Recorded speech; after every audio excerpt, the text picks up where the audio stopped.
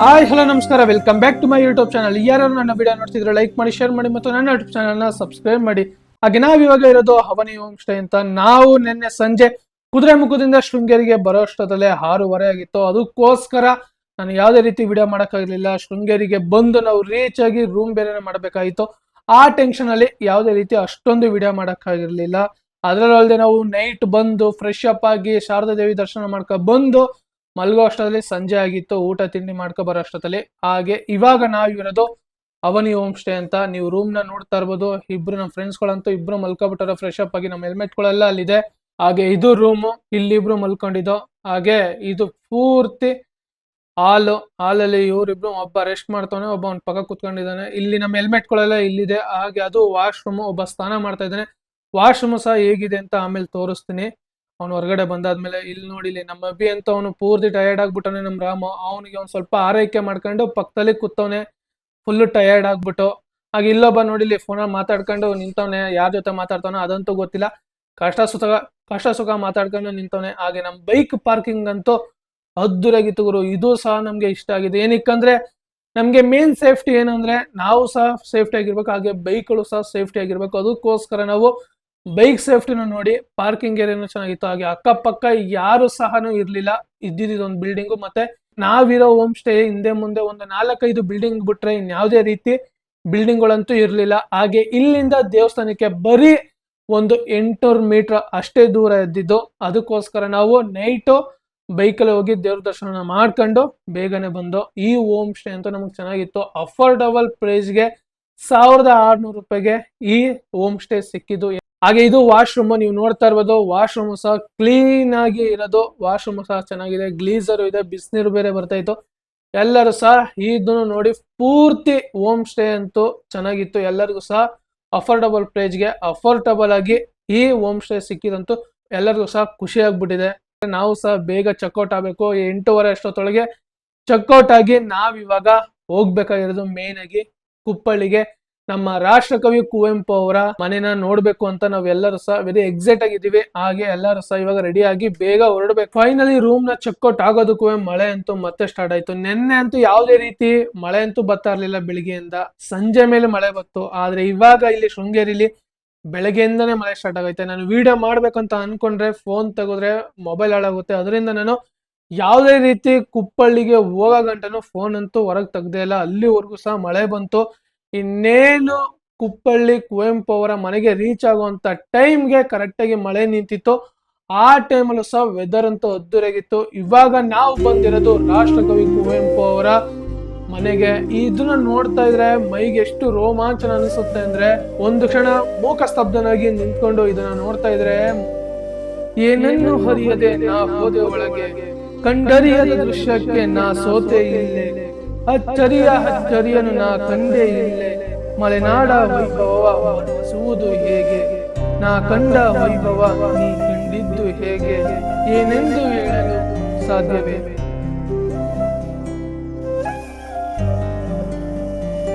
Finally ಎಲ್ಲರೂ ಕುವೆಂಪು ಅವರ ಹುಟ್ಟೂರಿನ ಮನೆನ ನೋಡಿ ಎಲ್ಲರಿಗೂ ಸಹ ಖುಷಿ ಆಯ್ತು. ಹಾಗೆ ಇಲ್ಲಿ ಪರ್ ಹೆಡ್ 20 ರೂಪಾಯಿ ಚಾರ್ಜ್ ಮಾಡ್ತಾರೆ. ಹಾಗೆ ಯಾವುದೇ ರೀತಿ ಒಳಗೆ ಫೋನ್ ಅಲೋಡ್ ಇಲ್ಲ. ಅಂದ್ರೆ ಫೋನ್ ಅಲೋಡ್ ಇದೆ, ಆದ್ರೆ ಒಳಗೆ ಯಾವುದೇ ರೀತಿ ಕ್ಯಾಮ್ರಾನ ಯೂಸ್ ಮಾಡಂಗಿಲ್ಲ. ಇದಂತೂ ಮುಂಚೆನೆ ಹೇಳ್ಬಿಡ್ತಾರೆ. ಮನೆ ಒಳಗೆ ಹೋದಾಗ ಎಷ್ಟು ಭಾವನೆಗಳು ಬರುತ್ತೆ ಅಂದ್ರೆ ನಮ್ಮ ಮನ್ಸಲ್ಲಿ ಹೇಳಕ್ಕೆ ಅಸಾಧ್ಯ. ಆ ರೀತಿ ಮನ್ಸಲ್ಲಿ ಭಾವನೆಗಳು ಬರೋದು ಕುವೆಂಪು ಅವರ ಮನೆಯಲ್ಲಿ. ಅವರು ಓಡಾಡಿದಂತ ಜಾಗಗಳಾಗಿರ್ಬೋದು, ಅವರು ಬರ್ದಿರೋಂತ ಬುಕ್ಗಳು, ಹಾಗೆ ಅವರು ಬರೀತಿದ್ದಂತ ಜಾಗ, ಅದನ್ನ ನೋಡ್ತಾ ಇದ್ರೆ ಮೈಗೆ ಒಂಥರ ರೋಮಾಂಚನ. ಹಾಗೆ ಅವರು ಉಪಯೋಗಿಸ್ತಿದ್ದಂತ ವಸ್ತುಗಳೆಲ್ಲ ಸಹ ಒಂದೊಂದು ಫ್ಲೋರ್ ಗಳಲ್ಲಿ ಇಟ್ಟಿರೋದು. ಹಾಗೆ ಅವ್ರಿಗೆ ಬಂದಿರೋಂತ ಪ್ರಶಸ್ತಿಗಳನ್ನಾಗಿರ್ಬೋದು, ಅವರು ಉಪಯೋಗಿಸ್ತಿದ್ದಂತ ವಸ್ತುಗಳೆಲ್ಲ ಸಹ ಅವರ ಮನೆಯಲ್ಲೇ ಇದೆ. ನೀವು ಹೋಗಿ ಒಂದು ಸಲನಾದ್ರೂ ನೋಡಿ. ಆ ಮನೆನ ನೋಡ್ತಾ ಇದ್ರೆ ಮನ್ಸಿಗೆ ಎಷ್ಟು ರೋಮಾಂಚನ ಅನ್ಸುತ್ತೆ ಅಂದ್ರೆ ಹೇಳಕ್ಕಂತೂ ಅಸಾಧ್ಯ. ಅದನ್ನ ನೋಡ್ದಾಗ್ಲೇನೆ ಆ ಫೀಲ್ ನಮ್ಗೆ ಬರೋದು. ಅದಕ್ಕೋಸ್ಕರ ಹೇಳ್ತಾ ಇರೋದು. ಹಾಗೆ ಕುವೆಂಪು ಅವರ ಮನೆಯನ್ನ ಸಂಪೂರ್ಣವಾಗಿ ನೋಡಿ ಹಾಗೆ ಆಚೆ ಬಂದು ಎಲ್ಲರೂ ಸಹ ಗ್ರೂಪ್ ಫೋಟೋನ ತಗೊಂಡು ಅಲ್ಲಿಂದ ನಾವು ಇನ್ನು ಹೊರಟಿದ್ದೆ ಕವಲೇದುರ್ಗಕ್ಕೆ. ಇದೇ ನಮ್ಮ ಮೇನ್ ಡೆಸ್ಟಿನಿಟಿ ಇದ್ದಿದ್ದು. ನಾವು ಕವಲೇದುರ್ಗನ ಹೋಗಿ ನೋಡ್ಬೇಕು, ಅದನ್ನ ಎಕ್ಸ್ಪ್ಲೋರ್ ಮಾಡ್ಬೇಕು ಅಂತ. ಅದೇ ರೀತಿ ನಾವು ಅಲ್ಲಿಂದ ಕುವೆಂಪು ಅವರ ಮನೆಯಿಂದ ಹೊರಟಿದ್ದು. ಎಲ್ಲರೂ ಸಹ 3 ಜನ ಸಹ ಒಂದೊಂದು ದಿಕ್ಕಾಪಾಲಾಗಿ ಡಿವೈಡ್ ಆಗ್ಬಿಟ್ಟಿದ್ದು. ಅದಾದ ನಂತರ ನಾವು ಬಂದು ಸೇರಿದ್ದೆ ಕವಲೇದುರ್ಗ ಎಂಟ್ರೆನ್ಸ್ ಪಾಯಿಂಟ್ ಹತ್ರ. ಅದಕ್ಕೂ ಮುಂಚೆ ನಾವೆಲ್ಲ ಸೇರೋಕ್ಕಿಂತ ಮುಂಚೆ ಇನ್ನೂ ಒಂದ್ ಸ್ವಲ್ಪ ಏನೋ ನಡೆದಿತ್ತು, ಅದನ್ನು ಸಹ ಮಧ್ಯ ಹೋಗ್ತಾ ಹೋಗ್ತಾ ಹೇಳ್ತೀನಿ. ಫೈನಲಿ ನಾವ್ ಇವಾಗ ಬಂದಿರೋದು ಕವಲೇದುರ್ಗಕ್ಕೆ. ಎಲ್ಲ ಗಾಡಿಗಳನ್ನೆಲ್ಲ ಅಲ್ಲಿ ಪಾರ್ಕಿಂಗ್ ಮಾಡಿ ಇವಾಗ ಕವಲೇದುರ್ಗಕ್ಕೆ ಟ್ರಕ್ಕಿಂಗ್ ಹೋಯ್ತಾ ಇದ್ದೀವಿ. ಮತ್ತೆ ರೂಟ್ ಮಿಸ್ ಆಗಿ ಮತ್ತೆ ಇವಾಗ ಸರಿಯಾದ ಜಾಗಕ್ಕೆ ಬಂದಿದ್ದೀವಿ. ನಮ್ಮ ಫ್ರೆಂಡ್ಸ್ಗಳೆಲ್ಲ ಆಲ್ರೆಡಿ ಅಲ್ಲಿ ಹೋಯ್ತಾ ಇದ್ದಾರೆ. ನಾನು ಇವಾಗ ಬೇಗ ಹೋಗ್ಬೇಕು ಈ ಕಾಲ್ದಾರಿಲಿ. ನೋಡಿ ಕಾಲ್ದಾರಿ ಹಿಂಗೆ ಐತೆ, ಮೇಲ್ಗಡೆ ಇನ್ನೂ ಫೋರ್ಟ್ಗೆ ಹೋಗ್ಬೇಕು, ಕೋಟೆಗೆ ಹೋಗೋಣ. ನಡ್ಕೊಂಡು ವೆದರ್ ಮಾತ್ರ ಚೆನ್ನಾಗೈತೆ, ಯಾವುದೇ ರೀತಿ ಮಳೆ ಬರದೆ ಹೋದರೆ ಇನ್ನೂ ಚೆನ್ನಾಗಿರ್ತದೆ. ಇವಾಗ ಯಾವುದೇ ರೀತಿ ಮಳೆ ಅಂತೂ ಬರ್ತಾ ಇಲ್ಲ. ಕುದುರೆಮುಖದಿಂದ ಎಕ್ಸಿಟ್ ಆಗ್ಬೇಕಾದ್ರೆ ಮಳೆ ಬರ್ತು, ಆದರೆ ಇಲ್ಲಿ ಯಾವುದೇ ರೀತಿ ಎಕ್ಸಿಟ್ ಆಗೋವರೆಗೂ ಮಳೆ ಬರದೇ ಇದ್ರೆ ಇನ್ನೂ ಚೆನ್ನಾಗಿರ್ತದೆ. ಎಲ್ಲ ಫೋಟೋಶೂಟು ಸ್ವಲ್ಪ ವೀಡಿಯೋ ಮಾಡ್ಕೊಂಡು ಇಲ್ಲಿಂದ ಹೋದರೆ ಚೆನ್ನಾಗಿರ್ತದೆ, ಅದಂತೂ ಹೇಳ್ಬೋದು. ಹಿಂಗೆ ಇರಬೇಕು, ವೆದರ್ ಅಂತೂ ಚಿಲ್ಲಾಗಿದೆ. ನೆನ್ನೆ ಅಂತೂ ಮಳೆ ಬರದೇ ಹೋಗಿದ್ದಕ್ಕೆ ಎಷ್ಟು ಖುಷಿ ಆಯಿತು ಅಂದರೆ ಒಂದಿದ್ದಕ್ಕೂ ಒಂಥರ ಖುಷಿ ಆಯ್ತಿತ್ತು. ಹಾಗೆ ಇವಾಗಲೂ ಇಲ್ಲಿಗೆ ಬಂದಿದ್ದೀವಿ, ಇವಾಗ ಬಂದಿದ್ದೀವಿ ಕವಲೇದುರ್ಗಕ್ಕೂ. ಇಲ್ಲೂ ಯಾವುದೇ ರೀತಿ ಮಳೆ ಬರ್ತಾ ಇಲ್ಲ, ಅದೇ ನಮಗೆ ಒಳ್ಳೆ ಖುಷಿಯಾದ ವಿಚಾರ. ಓ ಮಳೆ ಬರೋಕ್ಕೆ ಸ್ಟಾರ್ಟ್ ಆಯಿತು. ಏನು ಸಗಾರ್ ಹೇಳೋ, ಇನ್ನೇನು ಹಂಗೆ ಬಂದಾರ? ಬಂದು ಎಂತೆಂತವ್ರು ಸಾಯ್ತಾರೆ, ನಿಮ್ಮಂತೂ ಸಾಯ್ತಾ ಇಲ್ಲ, ನಂಗೆ ಅದೇ ಬೇಜಾರ. ಅಯ್ಯೋ ಒಡೆ ಮಳೆ ಬರಲ್ಲ ಅನ್ಕೊಂಡಿದ್ದು, ಮಳೆ ಬಂದ್ಬಿಡ್ತು. ಕವಲೇದುರ್ಗಕ್ಕೆ ಎಂಟ್ರಿ ಹತ್ರ ಬಂದಿದ್ದೀವಿ. ನೋಡಿದ್ರೆ ಬರೀ ಎಲ್ಲ ಕಪಲ್ಸ್ಗಳವ್ರೆ. ಇಲ್ಲಿ ನೋಡಿಲಿ, ಇಲ್ಲಿ ಎಲ್ಲರೂ ಇವರೆಲ್ಲರೂ ನಮ್ಮ ಹಿಸ್ಟ್ರಿಲಿ ನೀಟಾಗಿ ಕುತ್ಕೊಂಡು ಓದ್ಬಿಟ್ಟಿದ್ರೆ ಎಲ್ಲರೂ ಗೋಲ್ಡ್ ಮೆಡಲಿಸ್ಟ್ ಆಗಿ ಹೋಗುತ್ತಿದ್ರು. ಎಷ್ಟು ಇಂಟ್ರೆಸ್ಟ್ ಕೊಟ್ಟು ಓದ್ತಾ ಇದ್ದಾರೆ ನೋಡಿ ಇಲ್ಲಿ. ಅಪ್ಪಪ್ಪಪ್ಪ, ಇವ್ರು ಈ ಥರ ಇಂಟ್ರೆಸ್ಟ್ ಕೊಟ್ಟು ಓದ್ಬಿಟ್ಟಿದ್ರೆ ಎಲ್ಲ ಗೋಲ್ಡ್ ಮೆಡಲ್ಲೇ ಅಲ್ವಾ? ಅಪ್ಪಪ್ಪಪ್ಪ,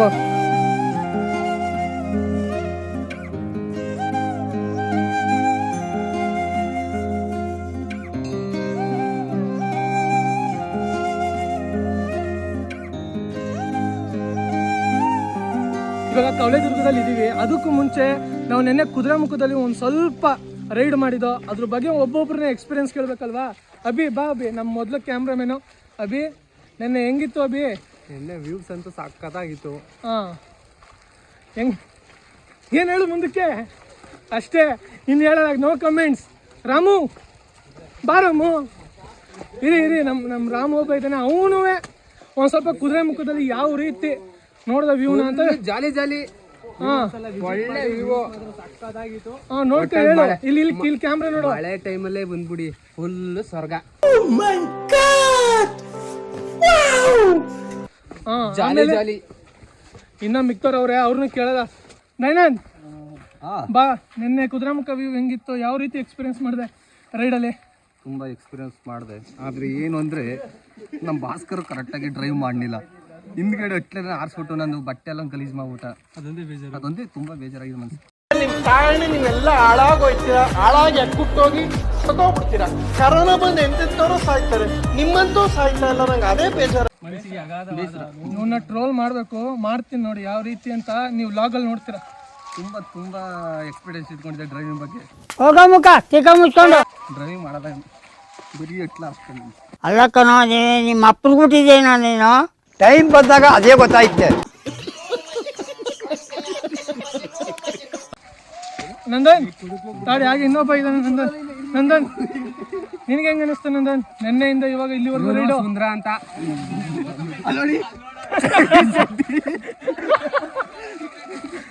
ಪಾಪ ಇವನಿಗೆ ಜಿಗಣೆ ಕಟ್ಸ್ಬಿಟ್ಟೈತೆ ಅವಾಗಿಂದ. ಪಾಪ ಪ್ಯಾಂಟ್ ಹಾಕ ಬಾ ಅಂತ ಹೇಳ್ದೋ ಕೇಳ, ಚಡ್ಡಿ ಹಾಕ ಬಂದ ಎಲ್ಲ ತಕ್ಕ ಅಯ್ಯೋ, ಕೇಳಂಗಿಲ್ಲ ಬಿಡಂಗಿಲ್ಲ. ಮಳೆ ಅಂತೂ ತಕ್ಕ ಮಟ್ಟಿಗೆ ನಿಂತೈತೆ. ಎಲ್ಲರಿಗೂ ಒಂದ್ ಸ್ವಲ್ಪ ಖುಷಿ ಆಗುವಂತ ವಿಚಾರ. ಹಾಗೆ ಇನ್ನೊಬ್ಬ ಇದಾನೆ ಮೇನು, ಇದೆ ಇವ್ ನಮ್ ಶಿಷ್ಯ. ಇವ್ ಸ್ವಲ್ಪ ಹೇಳ್ತಾನೆ ವೆರೈಟಿ. ಆಯ್ತು, ಆಮೇಲೆ ಎಲ್ಲರಿಗೂ ಸಿಗುತ್ತೆ clarity, ನೋಡ್ಕೊಬಿಡಿ.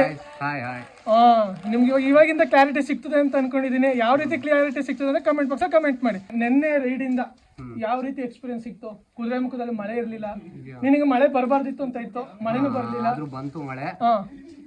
But it's best experience. ಓಕೆನಾ? ಕುದುರೆಮುಖದಲ್ಲಿ ನಾವೆಲ್ಲಾನು ಎಕ್ಸ್ಪೀರಿಯನ್ಸ್ ಮಾಡಿದ್ವಿ. ಒಂದು ಫಾಗು, ಲಾಸ್ಟಲ್ಲಿ ಸ್ವಲ್ಪ ರೈನು, ಅದಾದ್ಮೇಲೆ ಒಂದು ಬರಬೇಕಾದ್ರೆ ಒಂದು ಸೇತುವೆ ಸಿಗುತ್ತೆ, ಅಲ್ಲಿ 100% ನಿಲ್ಲಿಸಿ ಆ ಕಡೆ ಈ ಕಡೆ ಹರಿಯುವಂಥ ಅದು ನದಿನ ನೋಡ್ಕೊಂಡು ಬನ್ನಿ. ಬಟ್ ಅದು ನದಿ ಹೆಸರು ನಮಗೆ ಗೊತ್ತಿಲ್ಲ, ಬಟ್ ಅಲ್ಲಿ ನಿಂತ್ಕೊಂಡ್ರೆ ಬೆಸ್ಟ್ ಎಕ್ಸ್ಪೀರಿಯನ್ಸ್ ಸಿಗುತ್ತೆ, ಬೆಸ್ಟ್ ವ್ಯೂನು ಅಲ್ಲಿ. ಓಕೆನಾ, ಓವರಾಲ್ ಕುದುರೆಮುಖ ನೋಡಿದ್ರೆ ರೈಡರ್ಸ್ಗೆ ಒಂದು ಬೆಸ್ಟ್ ರೈಡ್ ಅಂತ ಅನ್ಸುತ್ತೆ. ಆದ್ರೆ ಒಂದು ಸ್ವಲ್ಪ ರೋಡ್ ಮಾತ್ರ ಫುಲ್ ಆಫ್ ರೋಡು, ಒಂದು ಸ್ವಲ್ಪ ಕಷ್ಟ ಅಂತ ಅನ್ಸುತ್ತೆ. ಅದೆಲ್ಲ ವರಿ ಮಾಡಕ್ ಹೋಗ್ಬೇಡಿ, ಆದ್ರೆ ಮಾಡಿ ವ್ಯೂ ಸಿಕ್ತಾಗ ಮಾತ್ರ ಅದ್ ಯಾವ್ದೇ ರೀತಿ ತಲೆ ಅಂತ ಕೆಡ್ಸ್ಕೊಳಕ್ ಹೋಗ್ಬಿಡಿ, ಅದೆಲ್ಲ ಮರ್ತೇ ಹೋಗುತ್ತೆ. ಹಾಗೆ ನೀವೇನಾದ್ರೂ ಕುದುರೆಮುಖದಲ್ಲಿ ಫುಲ್ ಅಂದ್ರೆ ಅಲ್ಲಿ ಸಿಟಿ ಇದೆಯಲ್ಲ, ಅದಕ್ಕೂ ಮುಂಚೆ ಕುದುರೆಮುಖದಲ್ಲಿ ಇದ್ದಂಥ ಓಲ್ಡ್ ಸಿಟಿನ ನೋಡಬೇಕು ಅಂದರೆ ಅದು ಮಂಡೇ ಟು ಸ್ಯಾಟರ್ಡೇ ಗಂಟ ಮಾತ್ರ ಓಪನ್ ಆಗಿರುತ್ತೆ. ಸಂಡೇ ಟೈಮಲ್ಲಿ ಮಾತ್ರ ಓಪನ್ ಇರಲ್ಲ. ಅದರಿಂದ ನೋಡ್ಕೊಂಡು ಎಲ್ಲರೂ ಸಹ ಪ್ಲ್ಯಾನ್ ಮಾಡ್ಕೊಂಡು ಬನ್ನಿ ಕುದುರೆಮುಖದಲ್ಲಿ ರೈಡ್ ಮಾಡಬೇಕು ಅಂದರೆ, ಮತ್ತು ಆ ಸಿಟಿನ ನೋಡಬೇಕು ಅಂದರೆ. ಹಾಗೆ ಇವಾಗ ಕವಲೆದುರ್ಗನ ಎಕ್ಸ್ಪ್ಲೋರ್ ಮಾಡೋಣ.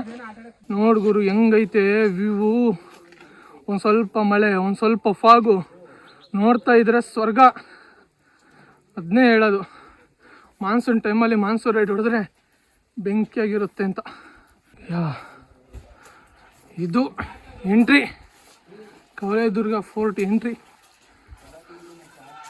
ಎಲ್ಲರೂ ಇಲ್ಲಿ ಒಂದೊಂದು ಜಾಗ ನೋಡ್ತಾ ಇದ್ರೆ ಇಲ್ಲಂತೂ ಅದ್ದೂರಿಯಾಗೈತೆ. ಏನೋ ಕಂಡಿಡಿತಾನಲ್ಲ ಇವನು. ಏನಿದೆ ಶಿಷ್ಯಲ್ಲಿ?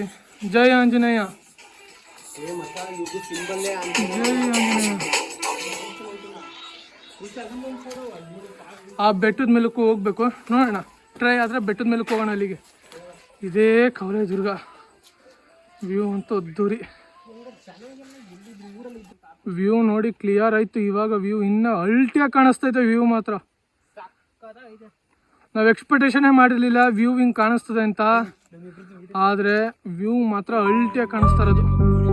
ನೆನಪಿದೆ ಮೊದಲ ನೋಟ, ನೆನಪಿದೆ ಮೊದಲ ಸ್ಪರ್ಶ, ನೆನಪಿದೆ ಮತ್ತನು ತಂದ ಆ ಮೊದಲ ಚುಂಬನ. ಹಾಗೆ ಕವಲೆದುರ್ಗದ ಇತಿಹಾಸನ ನೋಡ್ತಾ ಬಂದ್ರೆ, ಇದು 9ನೇ ಶತಮಾನದಲ್ಲಿ ಕೆಳದಿ ಸಂಸ್ಥಾನದ ವೆಂಕಟಪ್ಪ ನಾಯಕ ಅವರು ಈ ಕವಲೆದುರ್ಗವನ್ನು ನಿರ್ಮಿಸಿದ್ರು. ಹಾಗೆ ಈ ಕವಲೆದುರ್ಗ ಕೆಳದಿ ಸಂಸ್ಥಾನದ 4ನೇ ಹಾಗೂ ಕೊನೆಯ ರಾಜಧಾನಿಯಾಗಿತ್ತು ಈ ಕವಲೆದುರ್ಗ.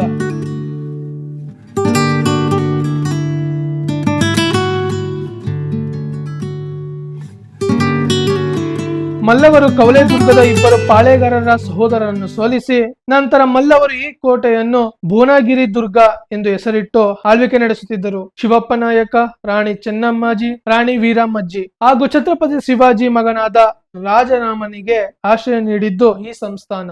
ಇದೇ ವಿಷಯಕ್ಕೆ ಮೊಘಲ್ ದೊರೆ ಔರಂಗಜೇಬನೊಂದಿಗೆ ಯುದ್ಧ ಮಾಡಿ ಗೆದ್ದ ಕೀರ್ತಿ ರಾಣಿ ಚೆನ್ನಮ್ಮಾಜಿಗೆ ಅವರಿಗೆ ಸಂದಿದೆ. ನಂತರ ಈ ಕೋಟೆಯು 14ನೇ ಶತಮಾನದಲ್ಲಿ ಚಲುವರಂಗಪ್ಪನಿಂದ ನವೀಕರಿಸಲ್ಪಟ್ಟಿತ್ತು. ನಂತರ 18ನೇ ಶತಮಾನದಲ್ಲಿ ಹೈದರಾಲಿ ಹಾಗೂ ಟಿಪ್ಪು ಸುಲ್ತಾನ್ ದಾಳಿಗೆ ಈ ಕವಲೆದುರ್ಗ ಸಂಪೂರ್ಣವಾಗಿ ನಾಶವಾಗಿತ್ತು. ಹಾಗೆ ಇದು ಕವಲೆದುರ್ಗದ ಇತಿಹಾಸ. ಹಾಗೆ ಎಲ್ಲರೂ ಬಂದ್ರೆ ಈ ಕೊಳನ ನೋಡಿ, ಆದ್ರೆ ಯಾವುದೇ ರೀತಿ ಈ ಕೊಳದ ಒಳಕಂತೂ ಇಳಿಯಕ್ಕೆ ಹೋಗ್ಬೇಡಿ.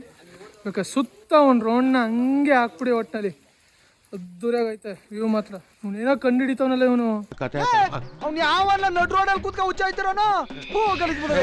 ನಾನು ಹಿಂಗೇನೆ ಹುಡುಗರುಗಳೆಲ್ಲ ಇದೇ ಪರಿಸ್ಥಿತಿ. ಫೋನ್ ಬಂದಾದ್ಮೇಲೆ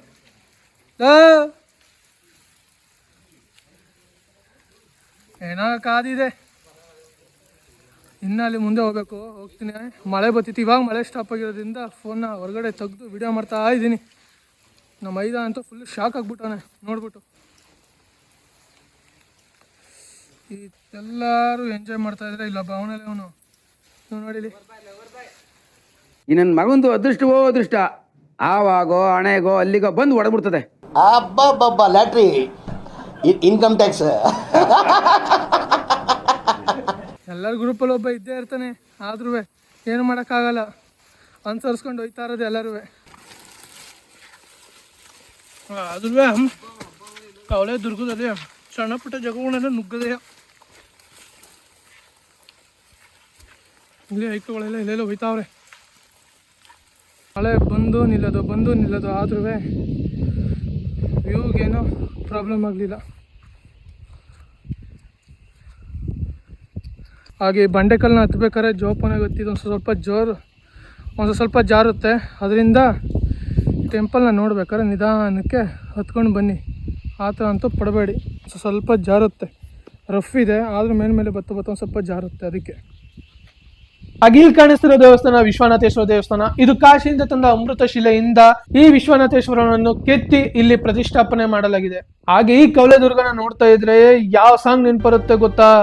ಕನಸು ಇದು ನನಸು ಇದು ನನ್ನಿದೆಯಲಿ ಬಂದ ಮೊದಲ ಸಿಂಚನ, ನಾನಿನ್ನಲಿ ನೀ ನನ್ನಲಿ ಅಂದುಕೊಂಡರೆ.